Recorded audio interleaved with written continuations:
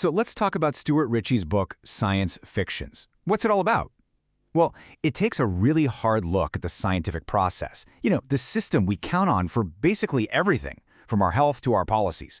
But, as the book points out, the system we put so much trust in, well, it's not quite as flawless as we'd like to believe. And this right here is the core idea of the whole book, and it's a pretty bold one.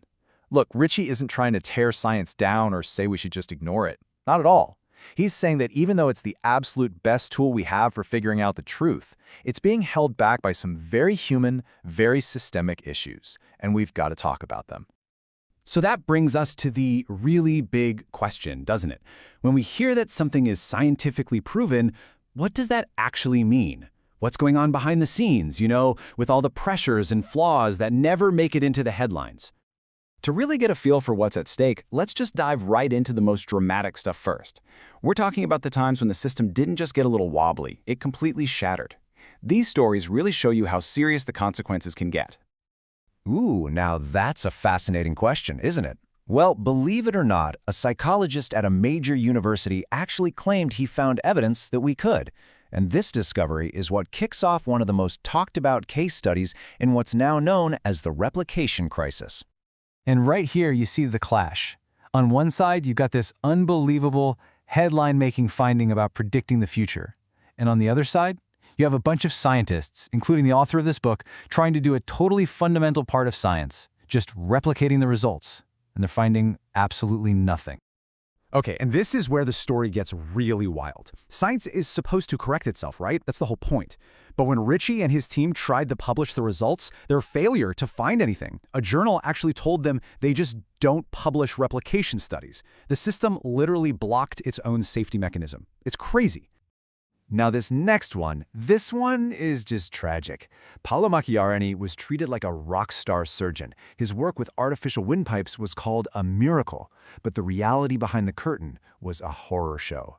The data was faked, patients were dying, and when people tried to blow the whistle, they were ignored because the chase for fame and glory was just too powerful. And you gotta understand, these aren't just one or two bad apples. Researchers looked at over 20,000 scientific papers and found that a shocking 4% of them had images that look like they've been deliberately messed with. I mean, just let that number sink in. And the problem gets even bigger. There's a website called Retraction Watch that keeps track of this stuff, and they've counted over 18,000 papers that have been officially retracted or pulled. But as the book says, that's just the stuff we've caught. It's almost certainly just the tip of a very, very large iceberg. All right, so we've seen the big, shocking scandals. But beyond the outright fraud, there's a whole different class of problems. These are the quieter, everyday bad habits that are slowly but surely chipping away at the foundation of science. So, first on the list is something called publication bias. See, journals absolutely love exciting, positive results. This drug cures this disease. But they're way less excited to publish studies that find, well, nothing. The null result. This creates what they call a file drawer problem, where all the experiments that didn't work just get shoved in a drawer, and we never see them. It gives us a totally skewed picture of what's real. And because of that bias, researchers are tempted to do something a little sneaky called p-hacking. So they're under all this pressure to get a positive result, right? So maybe they just keep running tests on their data, slicing it this way, that way, until finally, bingo, something looks statistically significant. Then they write it all up as if that was their brilliant idea from the very beginning. It's how you can make random chance look like a huge discovery. And let's be super clear here. This isn't just a problem in so-called soft sciences like psychology. Ritchie makes a really strong case that these exact same issues, bias, failure to replicate, questionable methods, are popping up all over the place. We're talking medicine, genetics, nutrition, you name it. Okay, so we've seen what's happening. But the real question is, why? Why are these flaws so baked into the system? Well, the answers are a messy mix of human nature, intense pressure, and some seriously flawed ways of thinking. This slide pretty much says it all. You've got the ideal scientist over here, this calm, curious person just seeking truth. But then you have the real-world scientist, who is a person who has to fight for grant money, who faces this insane publish or perish pressure to keep their career, and who, hey, might just want a little fame and recognition. Those real-world pressures can totally change the game, pushing people towards splashy results instead of careful, honest work. And on top of all that pressure, there are also just mistakes. A ton of studies are what we call low-powered. They use way too few people to get a reliable answer. It's kind of like trying to predict tomorrow's weather by looking at one tiny cloud. And that famous p-value that's supposed to mean something is significant? It's often treated like a magical stamp of truth, when it's really not. And we see results from one tiny group being applied to everybody, which just doesn't work. Now, I know, after hearing all that, things might feel a little grim. But here's the thing. The whole point of this book isn't just to complain. It's to build science back up, but stronger and better.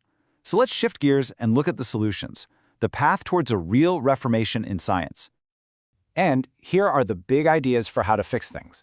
Pre-registration, for example, is a total game changer. It means scientists have to publicly declare their hypothesis and their plan before they start. That stops p-hacking dead in its tracks. Open science means making all the data and methods public so anyone can check your work. We also need to start celebrating and publishing failures to solve that file drawer problem. It all comes down to changing the culture, to start rewarding careful, reliable science over just flashy headlines. For me, this quote just perfectly captures the spirit of the book. This isn't some angry attack, it's a call for improvement from someone who really truly loves science and wants to see it be the best it can be. It's about taking this amazing engine for knowledge that's given us so much and tuning it up, making it even better for the future.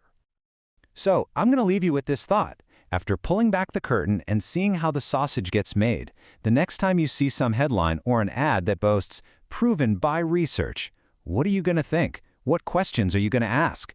Because becoming a smarter, more critical fan of science is probably the most important first step we can all take to help build that better version.